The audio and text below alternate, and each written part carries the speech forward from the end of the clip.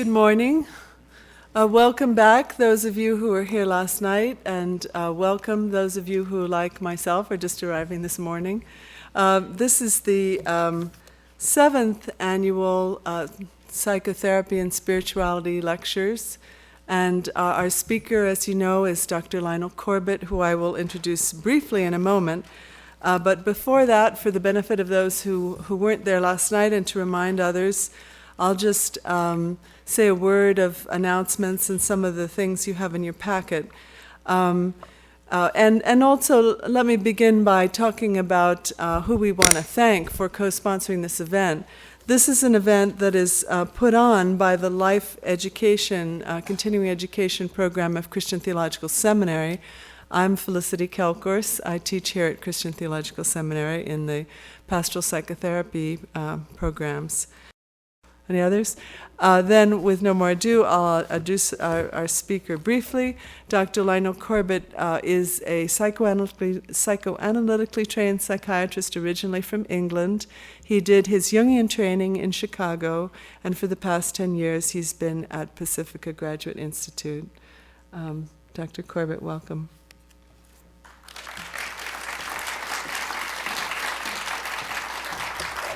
Thank you. Thanks. I understand there are some people here today who were not here last night, so I should perhaps just give a very brief kind of a thumbnail sketch of what I talked about last night, because this morning I want to show how the material I talked about last night can be applied in practice. And for that reason, I'm going to talk about the story of Job, not from a theological point of view, or even a religious point of view, but from a depth psychological approach, using some psychoanalytic and Jungian notions, as if Job was a patient who would come into one's consulting room, which is a rather different approach to it. So I understand there are probably several biblical scholars here who may know that aspect of it very well, but I won't be looking at it from that point of view. I'm going to talk about Job as an example of an individual who had a narcissistic character disorder and who had a very severe depression, and as a result of this depression had a numinous experience, an experience of the sacred that transformed his way of thinking about the sacred.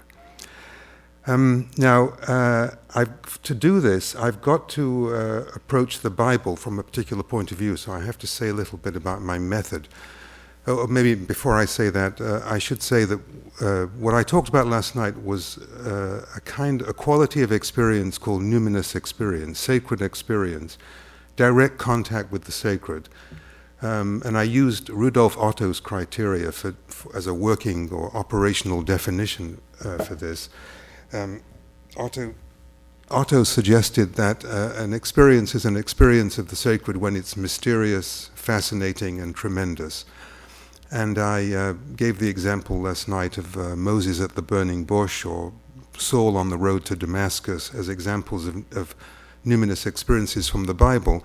And what I did last night was talk about many other varieties of numinous experience that occur through dreams, through visions, through the body, through the natural world, trying to make the point that these things can happen to people in a variety of ways, and they may be traditional in their form and their content, or they may be completely novel. It's possible to have numinous experiences that are completely novel, not based on any pre-existing doctrinal or dogmatic notions of the sacred. And that's what I talked about last night. So today I'll talk about why it is that, and I try to relate the content of the experience to the personality of the experiencer, because I think that when we have one of these experiences, there's always some link to one's individual psychodynamics. So today I'll describe Job's whirlwind vision of the divine and try and explain why that particular numinous experience was related to his own psychology. So that's basically the outline for today. That should take us till about next Tuesday, I think. But anyway, I have to say a little bit about my method. I've got to approach the Bible here as a mythic text. And I know that this attitude of the psychologist offends some people who think that, as I think Joseph Campbell said, ours is religion and theirs is mythology. But from a psychological point of view, we're not in a position to grant any particular sacred text absolute truth. What we can say is that if this book, or any sacred text, has been accepted for millennia as divinely inspired, it must be emotionally important, it must be psychologically important. So I'm going to try and tease out the psychology here and not comment on its theological or historical accuracy. I'm just going to take the Jungian position on myth, which is that it speaks to people symbolically, spiritually, psychologically, metaphorically, that it's true in that sense, whether or not it's historically true. In other words, a story like Job is important for what it means to people emotionally, for what it tells you about people's beliefs and the kind of image of the divine that it depicts. Because I think one of the great lessons of the story is that Job has to change his image of the divine. All right, so the story of Job is an example of what the Jungians call the experience of the dark side of God. Now, in Jungian psychology, we think of our experiences of the divine as only images of what Jung calls the transpersonal self. This is a technical term. It's written with a capital S. And it really just means our image of the divine, our intrapsychic concept, our experience of it.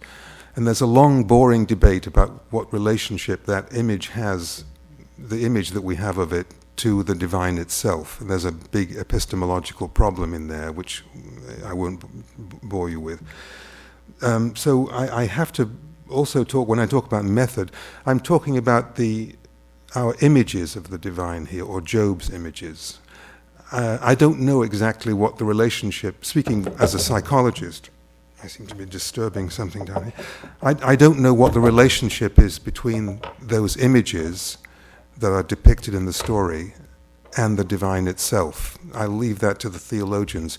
But I don't want to give the impression that I'm trying to do theology here, because I'm not doing theology. Since I'm talking about people's experiences, I think I can speak as a psychologist, because psychology is about human experience.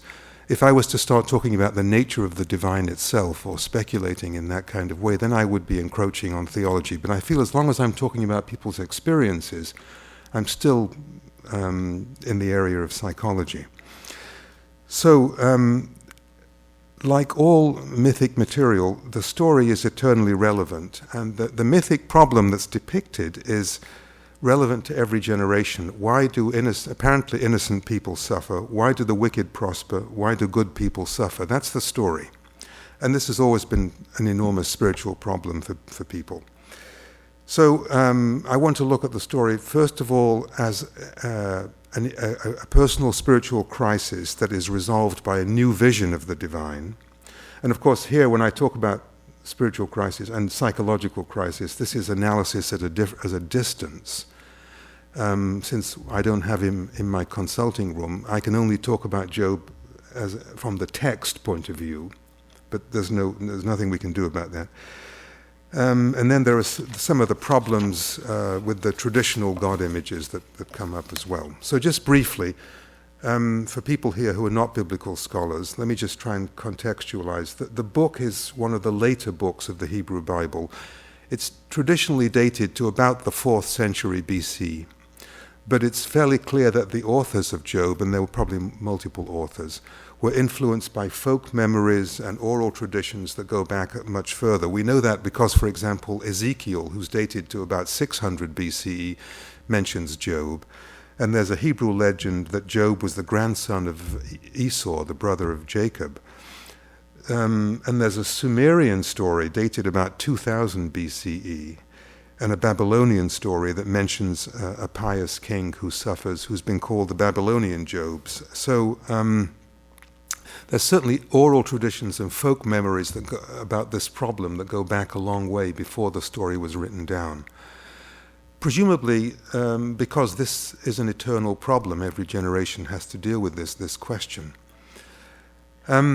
The next thing to know, if you're not a specialist in this area, is that this is a composite work with probably several authors. The text has been edited, redacted, cut and pasted through many oral and written traditions with a lot of pious editing. I'll point out some of the editing points. The editing points are usually to try and soften the tragedy, because it is a very tragic story. So we assume that there are now many deviations from the original. Another difficulty that I'm told from biblical scholar friends is that there's more than one way of reading the original Hebrew.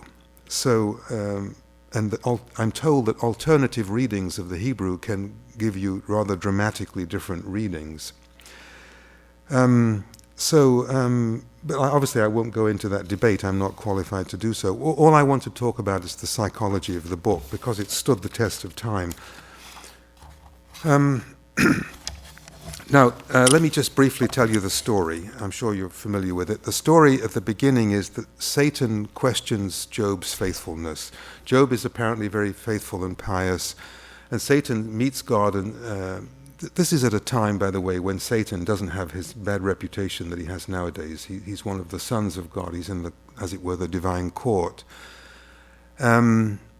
And Satan says to God, could it be that Job is so pious merely because you've blessed him with so many riches? He's a very wealthy man, very successful man in the community. Maybe that's why he's so pious. What if we test him to see how much of this is real? And God allows this wager, this bet. There's a very interesting book by Jack Miles called God, a Biography. And in that book, Miles makes the point that if God is this kind of gambler, if he'll allow this kind of wager, it's very tricky, because then we don't know what else in the Bible may come from Satan, or maybe the result of a wager.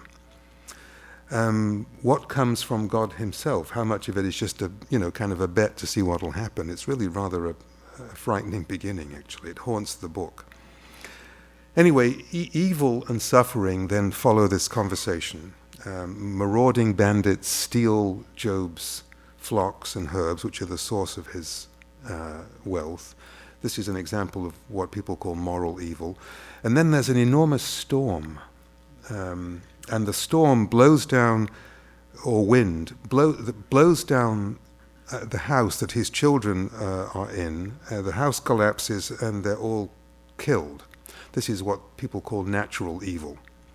So the story begins by saying that the divine allows or is behind in some way natural and moral evil. Okay, as it were, Satan acting with God's permission. You'll forgive me if I gloss over some of the problem here.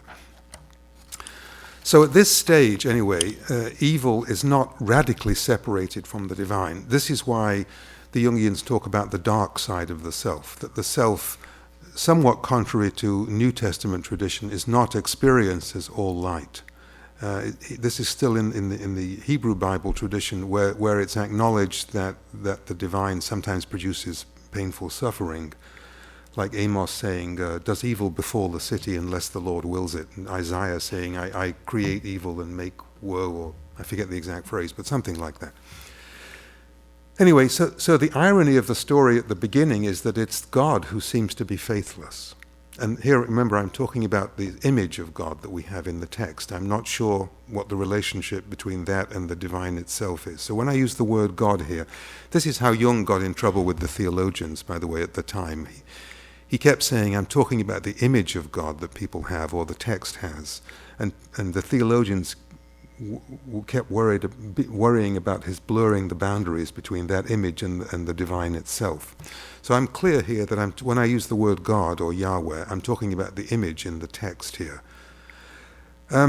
So it's God who behaves without faith, which is very frightening at the beginning, because Job is trying to be faithful and God allows this tragedy to happen.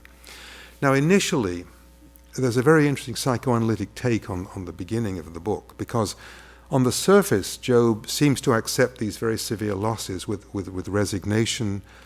And this is why we have this phrase, the patience of Job in English. He worships God, he grieves, he says, naked I came from my mother's womb, naked I shall return, the Lord gave and the Lord has taken away, blessed be the name of the Lord. So hence the phrase, the patience of Job. So apparently God has won the first round of this wager. This is the Las Vegas of heaven. And Satan then comes back to God and says, well, okay, you won that round. Now I'm paraphrasing. Now, Satan says to God, what if we take away his health? Maybe that's what it'll take. So God says, all right, take away his health, but don't kill him. So the next thing is that Job is afflicted with boils, or it depends on translation, boils or sores all over his body. And so he becomes very ill.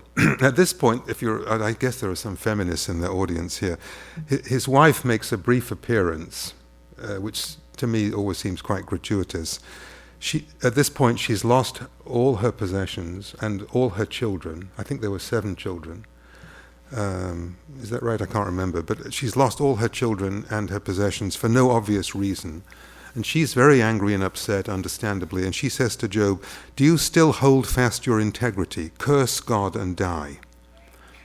And Job just says, no, we've accepted good things. We have to accept evil as well. And then she disappears from the text. It looks to me as if this is just simply one of those early sort of anti-women jabs, because it seems to have a resonance with Eve tempting Adam to sin. Here, his wife tempts him to curse God, you see, and he, unlike Adam, manages to resist. Otherwise, there seems to be no reason for this to be in here. Anyway, that's perhaps an aside. It's just in case you've forgotten that women are responsible for everything that goes wrong. Sorry. So anyway, the next thing that happens is that Job's friends arrive. He's in terrible condition, and they sit with him for a week. I have a very precarious shelf here. I'm sorry, I want to spill this. And they sit with him for a week and grieve. And then finally, he's able to put his feelings into words, I think testimony to the power of empathy. And suddenly what we see is, after this week of grieving, is an eruption of rage. Now he's not so patient. He curses his existence. He says, let the day perish wherein I was born, and the night which says a man-child is conceived. Why was I born? What's the point of giving me life? Now I just want to die. Why is light given to him in misery, and life to the bitter in soul, who longs for death, but it comes not? So now we see what the boils were all about. So now, looking at it with a psychoanalytic eye, we see that the skin eruption, the boiling in the skin, is actually what was probably the result of the repressed rage that he initially felt when he was being so patient and accepting. Because of the repression of that, his skin erupted. Hence the notion that the skin is the mirror of the soul. So if you are a suspicious psychoanalyst, you don't see this initial patience as authentic patience. You see it as the result of repressed rage emerging as a skin eruption. In other words, you know how everything rolls downhill and ends up in the body if it's unconscious. The body expresses his unconscious feelings.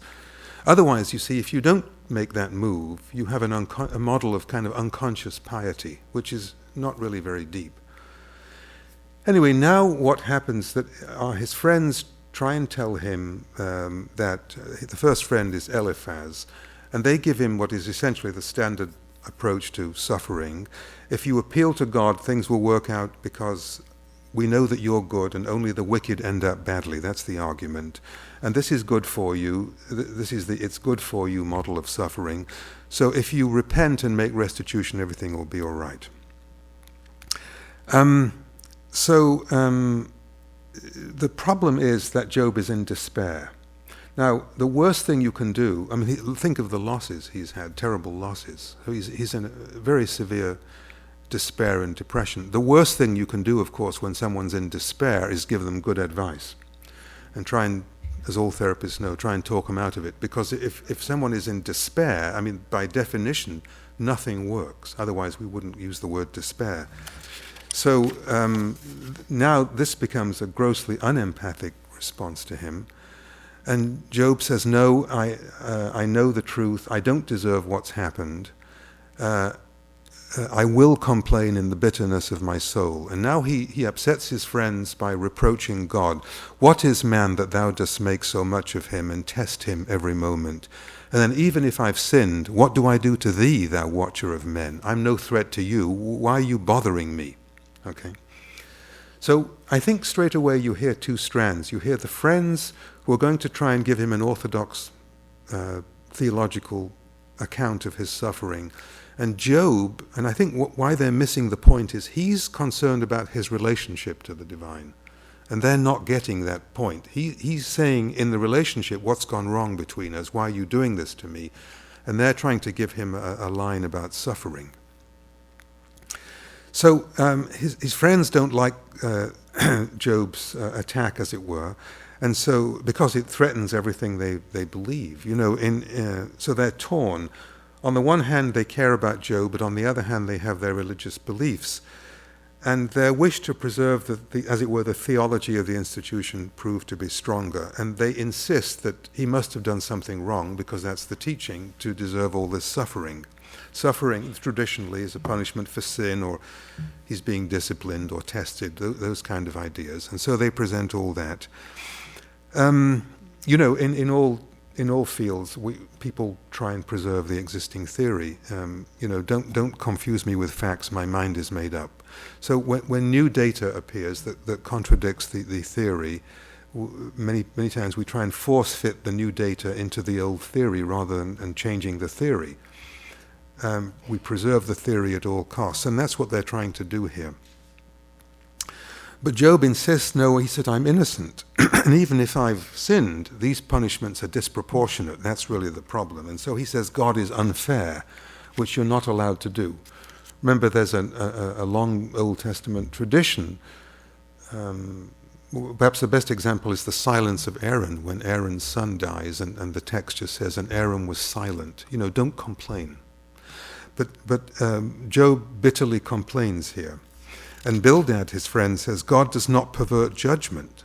But Job says, no, you're wrong, he does. Though I am innocent, my own mouth would condemn me. Though I am blameless, he would prove me perverse. It's all one to him. Therefore I say he destroys both the blameless and the wicked.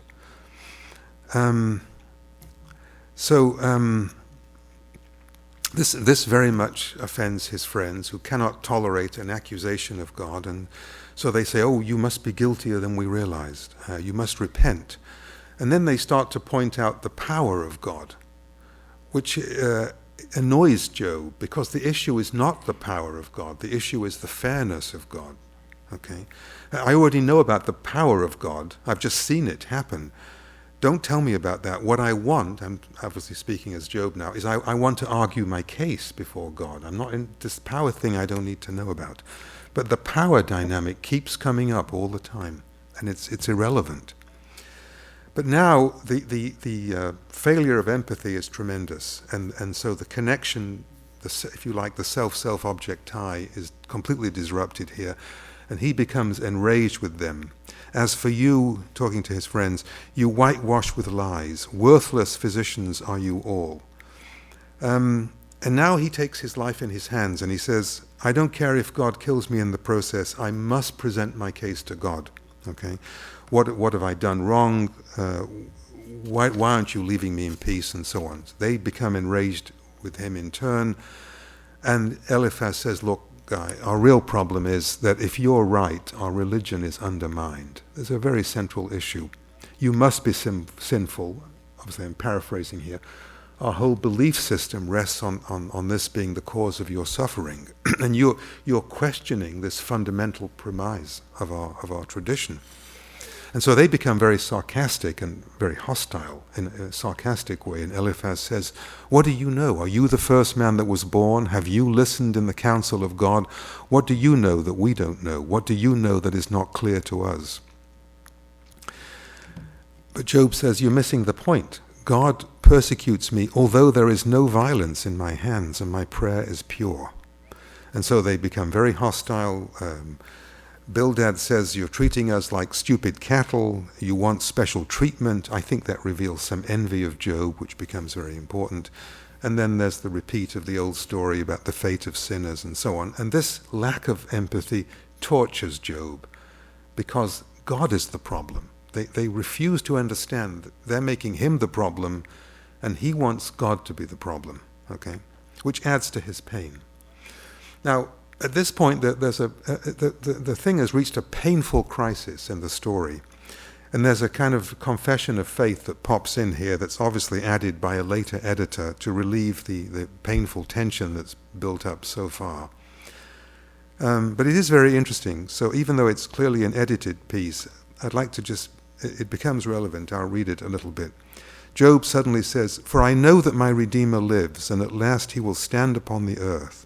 And after my skin has been destroyed, then from my flesh I shall see God, whom I shall see on my side, and my eyes shall behold," and so on. So in other words, Job is saying to God, I want to see you. I want you down here, okay?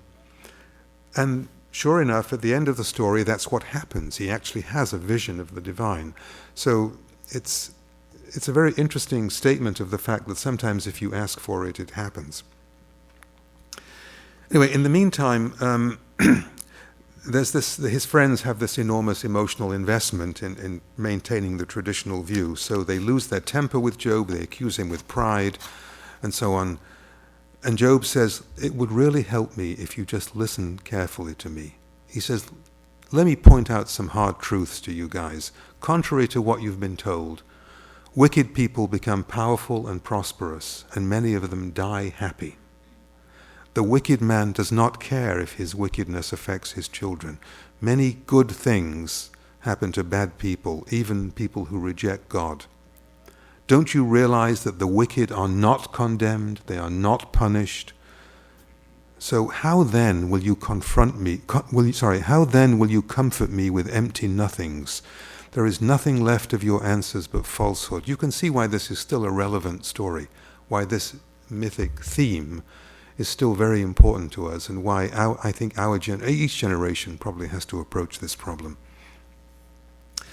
But now what happens is that Eliphaz says, "Oh, well, now you're telling us that the wicked prosper.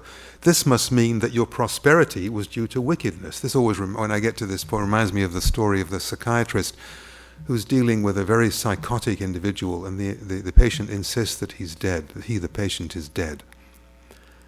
And the psychiatrist cannot convince the man that he's not dead. And so the psychiatrist says, "Well, look, if I prick your finger, will you bleed?" And the guy says, "Yes." And the psychiatrist says, "Well, that would prove that you were still alive." And the guy said, "Yes, I guess it would." So the psychiatrist takes a needle and pricks the guy's finger, and of course he bleeds. And the guy looks at it and says, "Well, what do you know? Dead people do bleed." So, if you're absolutely, everyone is entitled to my opinion. If you're absolutely convinced, argument and data don't affect you. That's the problem here. So Job's prosperity must be due to his wickedness, because that's the theory. So they accuse him of greed and indifference and so on, and they recommend repentance and so on. And Job says, "No, look, you're missing the point again. I want a hearing. I want a hearing. I want to know why God is indifferent to human suffering. Why does God not care about the suffering of the poor? From out of the city the dying groan, and the soul of the wounded cries for help, yet God pays no attention to their prayer." Now he's become very conscious of the plight of the poor. You see, he was a very wealthy man. Now he's completely impoverished. So now he has authentic empathy.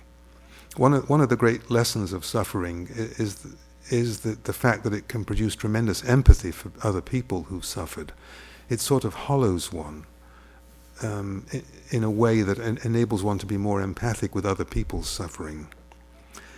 The poor lie all night naked without clothing. Hungry they carry the sheaves. There's a kind of indictment of God for social injustice.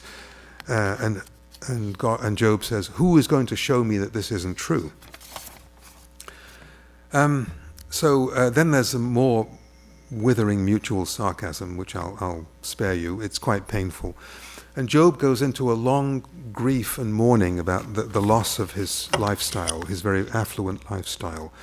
I've lost my belief that God was watching me. I've lost my children. I've lost the respect of important people. I've lost the feeling that I'm blessed because of my good works. And so we hear that he's in a tremendous depression. But what we also hear now is that he used to glory in his high social position. He was so affluent that he used to wash the steps of his house with milk. And the sense now in the story is that when he was very affluent, Job was rather self-satisfied. He was rather smug. He was rather full of himself. He had, I think it's William Blake that I got this from. He had a kind of secret spiritual inflation about how holier than thou he was. Not quite as good as he portrayed himself. Now this takes me back to the original accusation of Satan, you see. Instead of thinking of Satan in the traditional sense, let's think about Satan's original accusation. Maybe he's not as good as he thinks he is. Perhaps Satan, psychodynamically, is a sector of Job's personality. Remember that in the mythology of Satan, one translation is the accuser.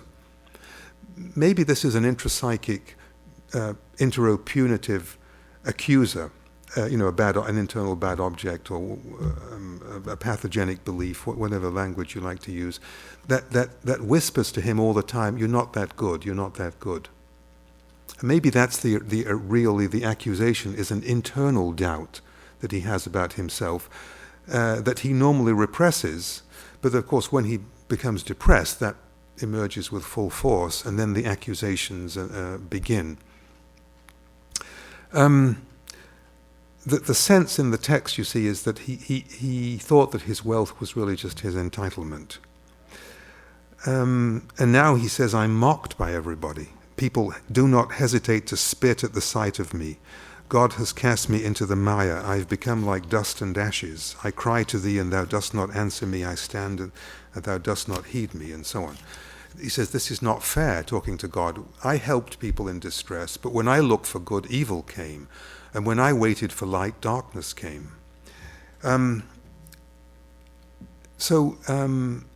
Now he's got real empathy. Before, the sense is that he was giving charity from on high as a rich man without really realizing what it's like to be poor. But now he grasps what it's like to be in that position, downtrodden and so on, because only those who suffer can really understand suffering.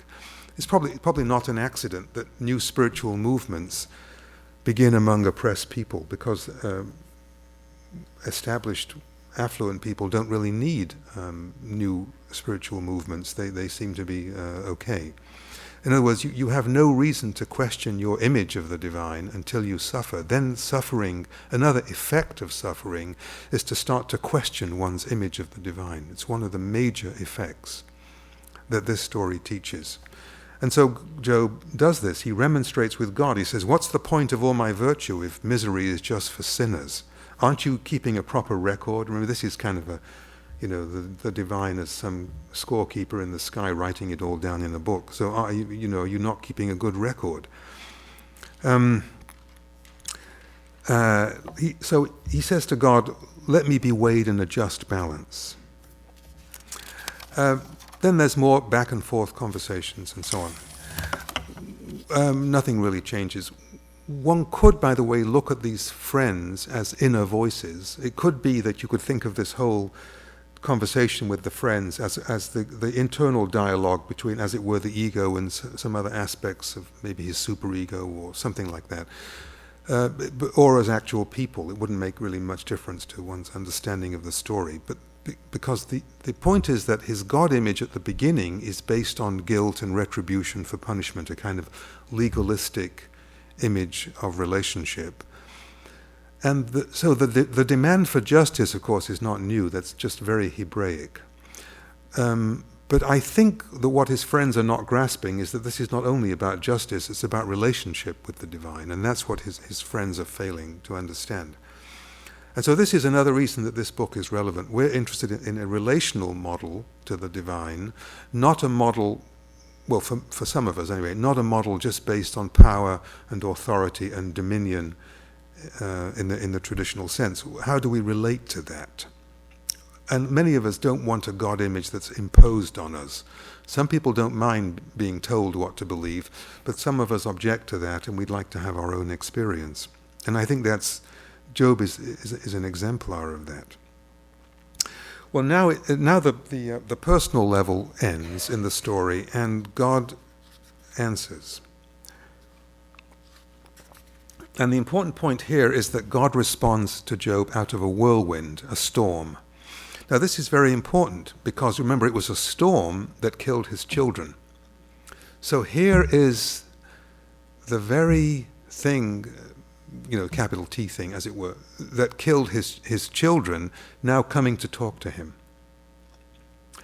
Really quite an extraordinary image. And my question is, why does the numinous appear to him as a whirlwind? What does this storm imagery have to do with his psychology? It appears as a pillar of smoke or of light or fire or a voice. Or why does it specifically appear as a storm? What's specific? Last night I was trying to relate the notion of the content of the experience and one's personal psychology. So why the storm image? Well, he must have an image of the divine as a storm god, I think. But maybe before I come to that, let me tell you a little bit about what God says to him out of the whirlwind. And I'm going to try and show that this whirlwind speech is a very good example of how our own psychology is projected onto our image of the divine, so that one's experience of the sacred initially is colored by internal dynamic factors. Because what we get in the whirlwind speech is a poetic outpouring about how powerful God is. God compares his power to Job's smallness, which is what his friends have been saying all along. Now, usually many commentators have said this is just ironic. It's an attempt to humble Job and bring him down to size.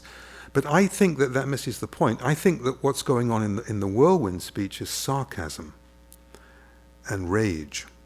And I think this is a very important aspect of Job, which is projected onto his God image. Just listen to the sarcasm in this whirlwind speech. God says, "I will question you, and you will declare to me, where were you when I laid the foundation of the earth? Tell me if you have understanding. Who determined its measurement? Surely you know. Have you commanded the morning since your days began and caused the dawn to know its place? Have you entered into the springs of the sea or walked in the recesses of the deep? Have the gates of death been revealed to you? Declare if you know all this. You know, for you were born then, and the number of your days is great." So there's this long list of unanswerable, sarcastic questions. And I'm not going to suggest that the divine itself is sarcastic, but the speech is sarcastic. So this has to be the result of something in Job projected into his God image, coming back at him in this form. Then there's a long list of God's creations, control of the seas, the dawn, the thunder, lightning, rain, stars, and so on and so on. In other words, for such an insignificant creature to question the Lord of the universe is ridiculous. So God is saying to Job, who do you think you are? You don't know what I am, you can't do what I can do, and so on and so on. But the problem with that is that none of that is relevant. None of that is the issue. This whole whirlwind speech is completely irrelevant. It's not what Job is worried about. There's no question about God's power. That's obvious. So, where is this coming from? And then God sort of nails him with a final attack. Shall a fault finder contend with the Almighty? So God is now saying, you're the problem, not me. So Job says, okay, behold, I am of small account. What shall I answer thee? I lay my hand upon my mouth. But this doesn't stop God, and so the speech, it sort of continues.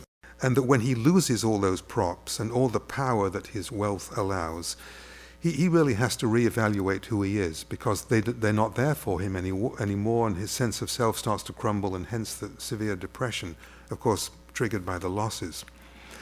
So it's not an accident that his God image stresses power. Of course, in those days, or maybe still, it was taken for granted that the divine is interested in power and dominion and domination of other people. Power is part of the collective God image because human rulers are interested in power. So Job is unconsciously just assuming that God is interested in power, because power over others, I think this is the projection, power over others is important to Job personally. Okay?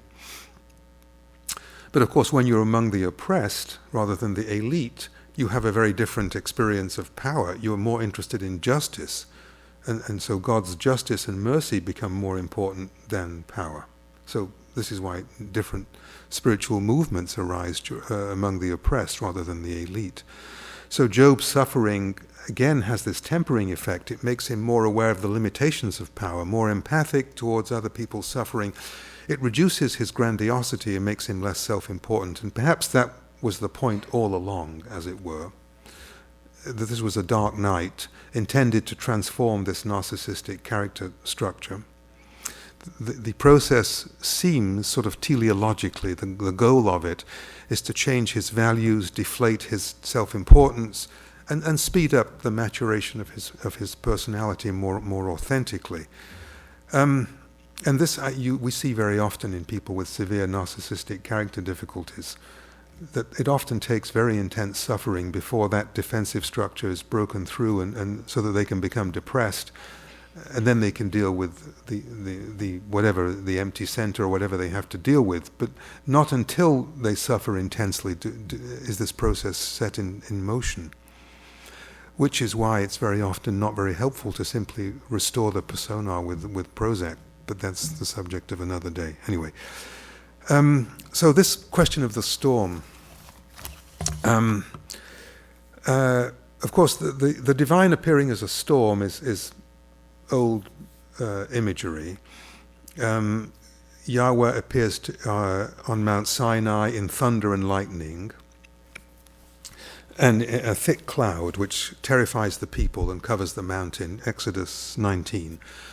Many scholars nowadays, and this is not my field, but I take a lot of notes. And what I'm told is that many scholars now believe that originally the Hebrew Yahweh was a local storm god in the Sinai desert.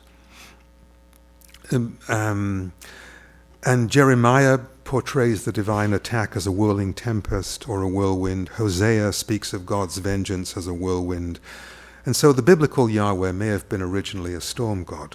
And the mythic storm gods, by the way, in all the traditions, tend to be gods of war and judges and lawgivers.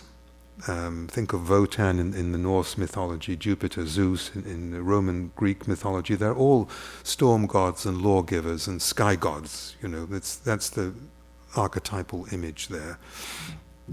So it's a traditional image of the divine, as it were, that is responsible. That's why the story depicts the killing of the children as due to a storm.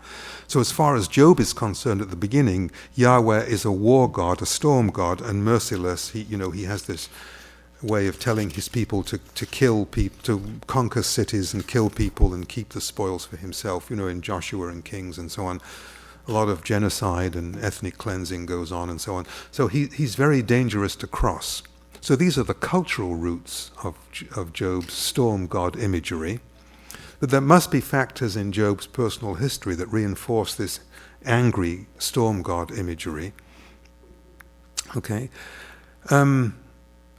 Just as I think that Satan is a sector of Job's personality that represents an emotional difficulty.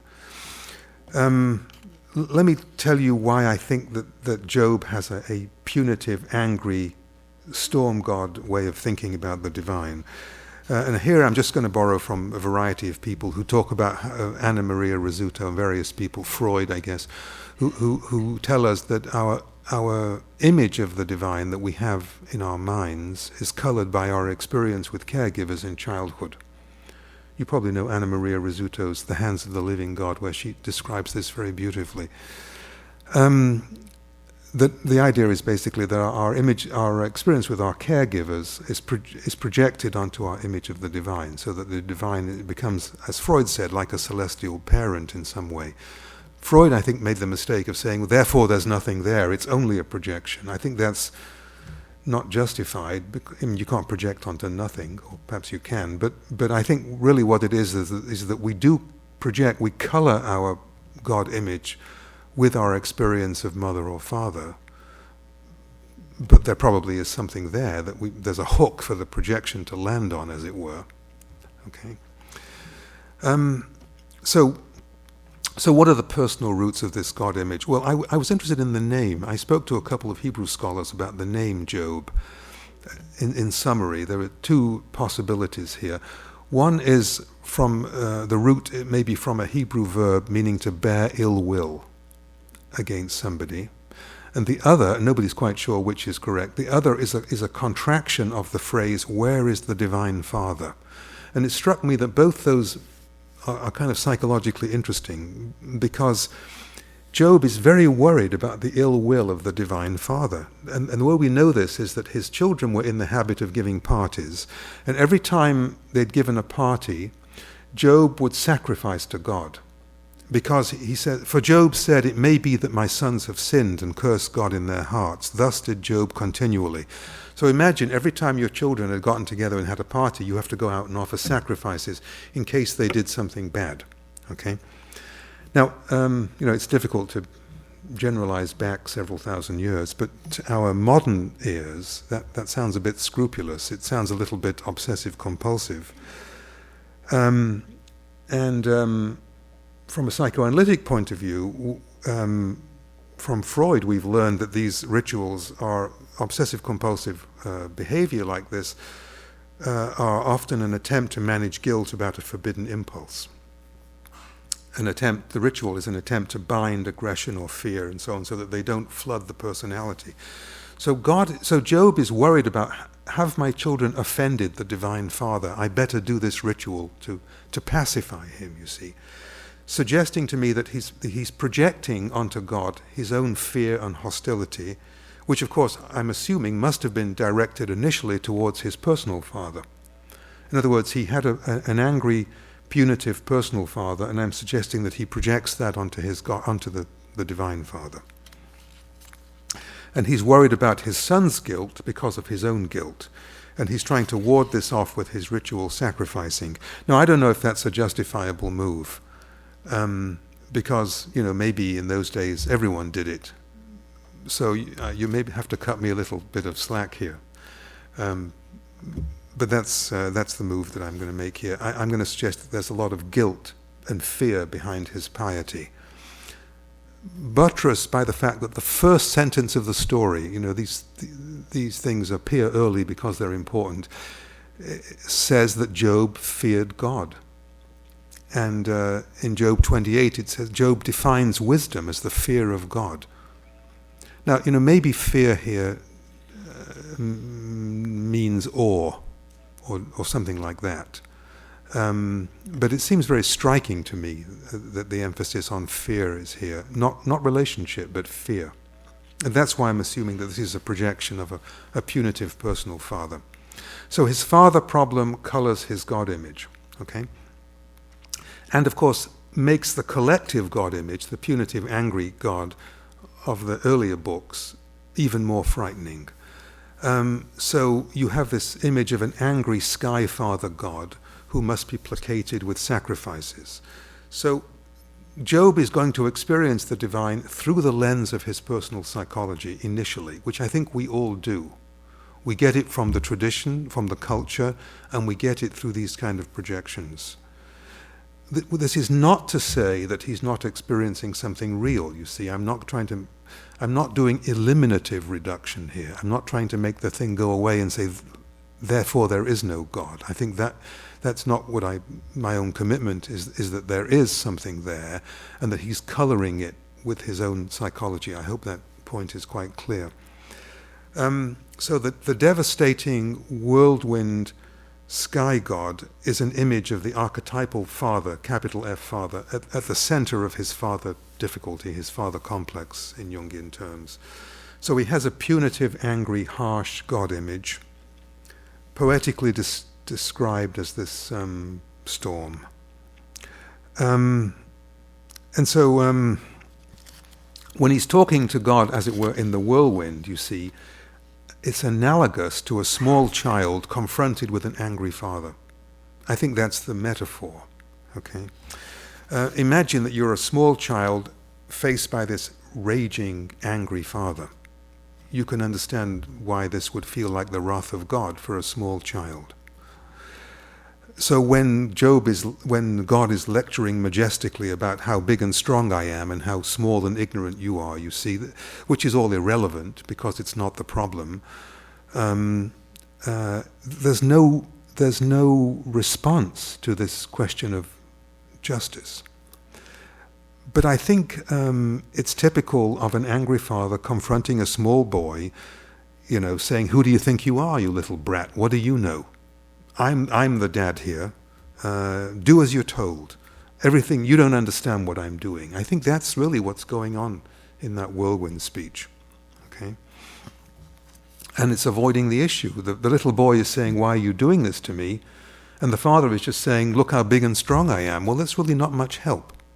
So it's grossly unempathic, of course.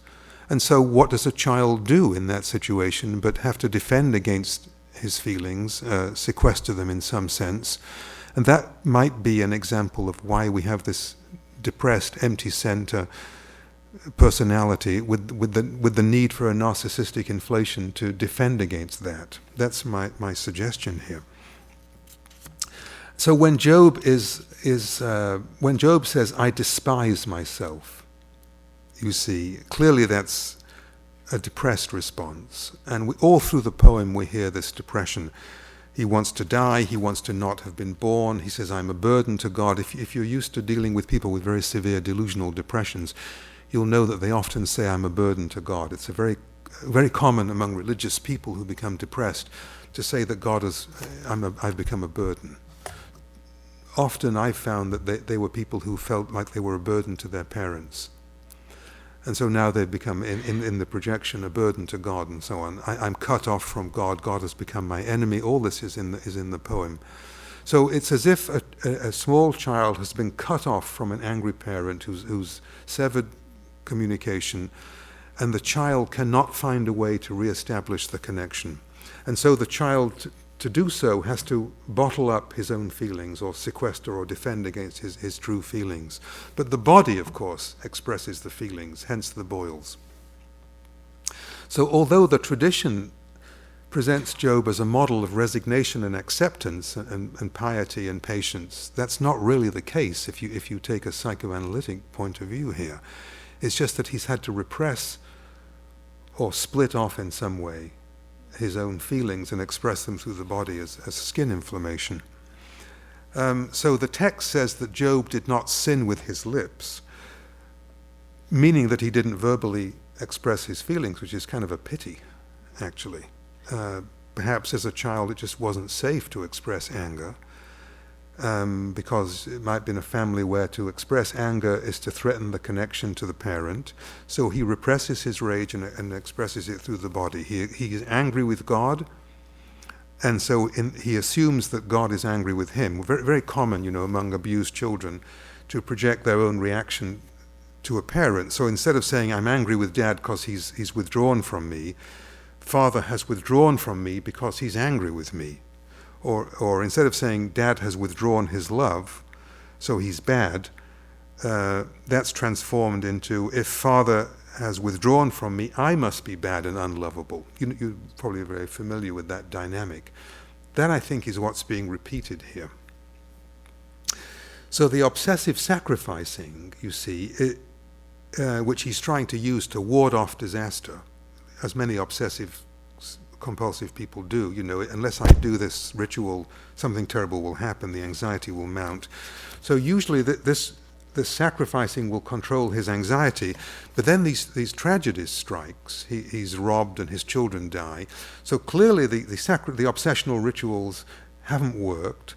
The narcissistic defenses and so on haven't worked, and so this terrible depression happens, and the self collapses and so on. And then we see this fantasy of divine retribution and so on. This must be happening because I'm bad and so on. And so Satan appears, Satan the accuser. I knew all along you weren't so great, and so on. So Satan, you see, psychologically is this internal critic who torments Job and says you're not good enough, you'll be in trouble, you don't behave properly, and so on. And so this is why his friends are missing the point when they insist that this is all a punishment for sin. That they are bound by this traditional reward-punishment model, a kind of legalistic image that the divine is the great lawyer in the sky, that kind of thing. And of course that's missing the point completely here. So Satan, you see, from a psychological point of view, is very important. I have friends who call me up with all kinds of bizarre experiences. Some time ago, a friend of mine called me up and said, I had this funny experience. I was sitting in church and I heard a voice. I don't know why this happens to me all the time, but I do get these phone calls, I swear to you. He said, I had this, a voice said to me in church, this is Judas, and I want you to know that everyone misunderstands me. That's all, just a one-liner. And he said, what's that about? And so we talked, and I said, you remember that in the story, the story says that Satan induces Judas to betray Jesus, okay? But the point is that it has to come out the way it did come out. So Satan makes it happen the way it's supposed to happen. Do you see how Judas is misunderstood? Satan is acting to make the story come out the way it's presumably intended to come out. So that's why Judas, I think, is really rather misunderstood. And Satan is often psychologically something that we don't like, but it makes the story come out a certain way, you see. It's a very interesting way of thinking about Satan, or as a sector in the personality that's the internal accuser, or what's the other word? The adversary. Something which goes against. The myth is correct, you see, the myth of Satan. He is an adversary. It's something in the personality which goes against what you might call the central ego, or whatever language, the empirical personality, something in you that goes against that makes something different happen, you see. And of course, if you're not aware of that internal dynamic, then you project it out onto some external horned figure, something as an external force. But it can be thought of as an internal source of difficulty inside the personality. Anyway, that's perhaps the subject of another day. I'm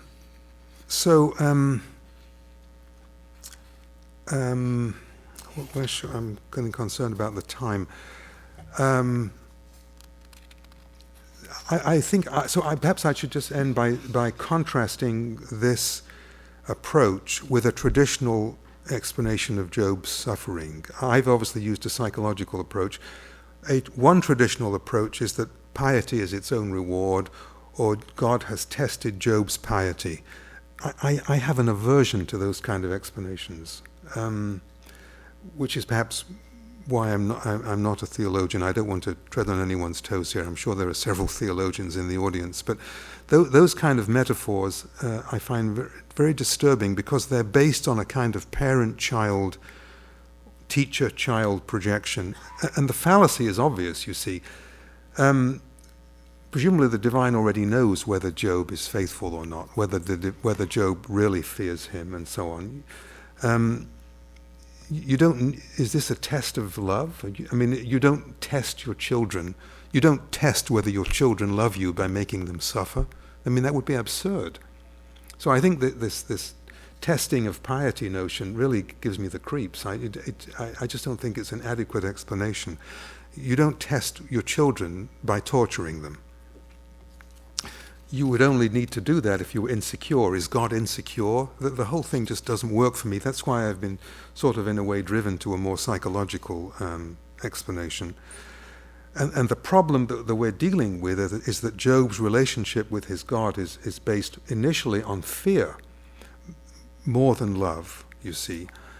And if you're going to say that God is allowing terrible suffering just to see whether Job loves God and whether Job is really pious, depicts a God image with vulnerable self-esteem. You know, I better make sure whether this guy really likes me.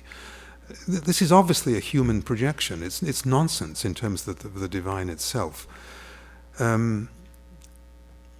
So the dark side of Job's God image reflects, on the one hand, cultural factors, this power-drenched God image, combined with Job's own difficulty, this power shadow, you see, combined with a deep fear of not being good enough, a deep fear of not being lovable that's personified in the encounter with Satan, and the submission-domination imagery. Well, I said I'd leave a little time for questioning. I wonder if there's anything else that I need to say here. I'm supposed to finish at 11:30. Maybe we should have 10 minutes for questions. Would that be all right? And I'll give you a chance to respond. I hate these stunned silences. But, are there any questions? Yes, sir. Yeah. Yeah. Oh, yes. He's the last one. Yeah. No, I have him in my paper, but I just was worried about the time, so I missed him. He's that rather pretentious young man who's the last person to speak, who says, you guys haven't got it, and he gives another. But it's very similar to what they've been saying. So I didn't mention him because I don't think it really adds anything new. I just omitted him for the sake of time. Yeah, I can't get away with anything here, I see. But I do have him in the paper. Thank you. Yeah. He's very self-important, isn't he? Yeah. Yes. Yes, ma'am. Yes. Well, he has a new God image. He says, before I'd heard about you, now I see you. I think what happens is, he's like many of the people that I talked about last night. I don't know if you were here last night, when I was talking about these encounters with the numinous. Very often when we unpack them, we see that they have a large element of our own psychology in them. And once you get past that, you have to develop a new God image. You can't be satisfied with just using some kind of parental projection. So I don't know what his new God image is like, but I can tell you that it's not the same as it was before. Unfortunately, the new image is not given. When Jung wrote about this, Jung writes a book that many of us think is quite important in this area. It's called Answer to Job. He says that what the story does is force a new canonical God image. I don't know if you've read that book, but Jung says that the answer to Job is the incarnation in Jesus, you see, because what had happened is that Job forces God, and remember he's talking about the God image, to confront his own dark side and to realize the antinomy in his own nature, the good and evil in his own nature, and how he makes human beings suffer, and how he's not acknowledging the suffering that he causes. So, and that Job actually maintains his integrity, and the divine is portrayed as lacking in integrity, lacking in faithfulness.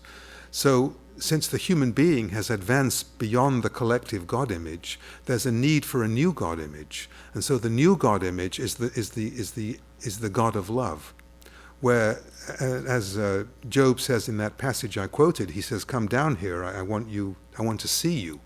So Jesus appears. According to Jung, that's the answer to Job. It's a new God image, instead of based on power and fear, based now on love. And that's how the canonical God image is forced to change as a result of Job's experience. That's the gist of Jung's book on this subject. And so I'm imagining that if that's correct, that since the canonical God image has to change, that Job's God image has to change as he becomes more empathic and more loving and less power-drenched, that he would have probably a whole new set of projections, but they would be different than the old one. Does that answer your question somewhat? Yeah, but it's so manifestly tacked on by someone trying to preserve the old theory. It really doesn't work, you know.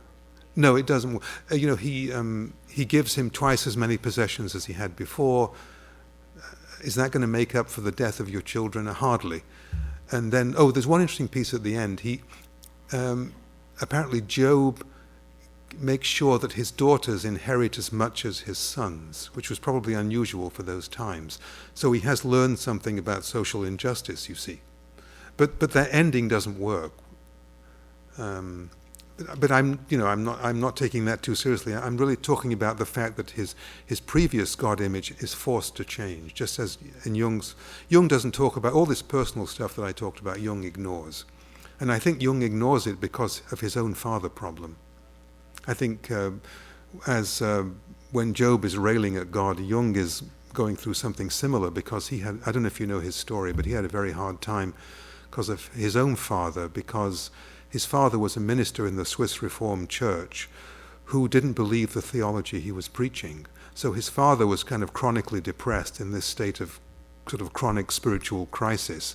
And so Jung's home life was miserable, and he couldn't believe the theology of the church, and his father was unhappy, and the whole thing was not working for him. So it was as if the biblical God image had also failed Jung's father. This is a very brief summary of a long story. So Jung is upset with the biblical God image as well. So when Job is upset with it, Jung identifies with that and does his own rant at the biblical God image.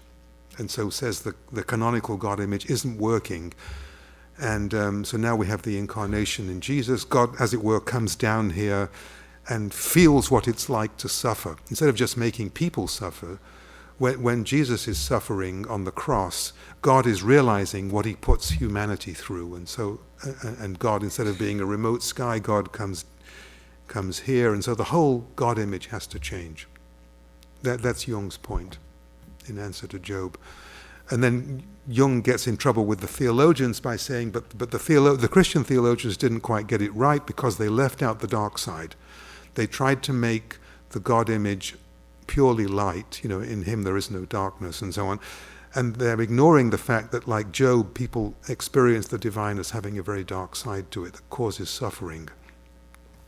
And if we're going to have an image of the divine, we can't split off the dark side and just lodge it in the Antichrist and think that'll take care of it.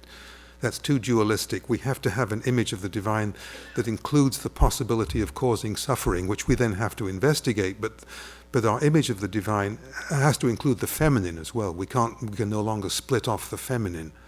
So he does a critique of Christian. He tries to solve his father's theological problem by psychologizing Christianity. Just the same way that William James tried to solve his father's problem by making mystical experience respectable, and we all try and solve our parents' religious problems, don't we?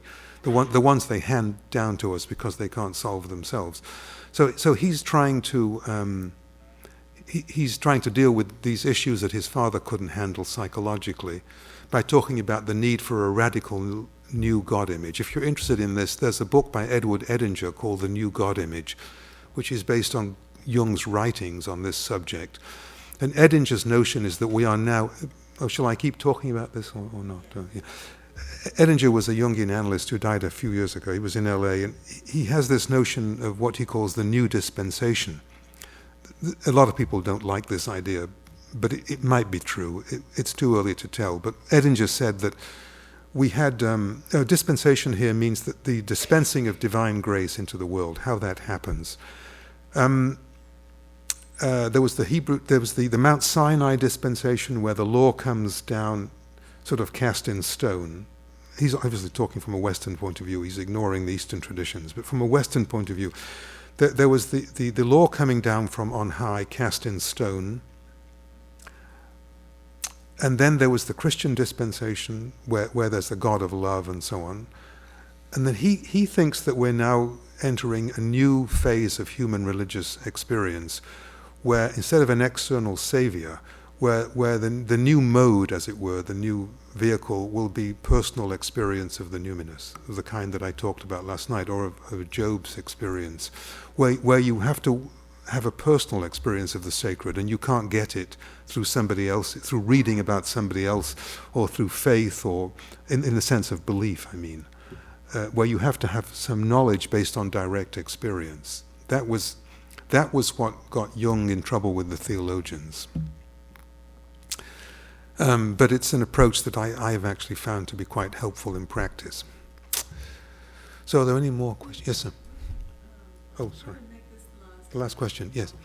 My question was about the last piece. Yes. Yeah.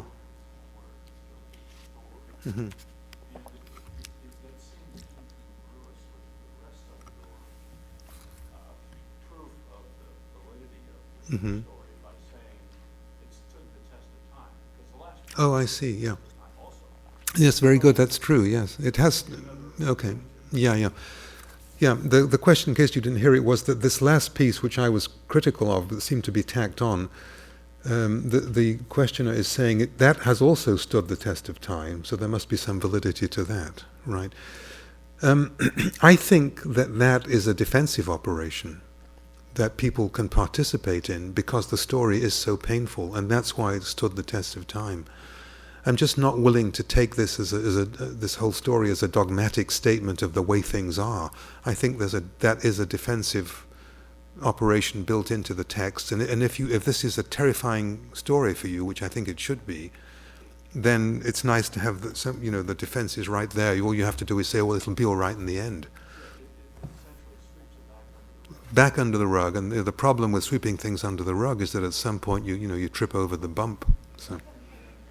Yeah, exactly. Yeah. Thanks. Okay. Thank you. Good, if you remind us. Thank you.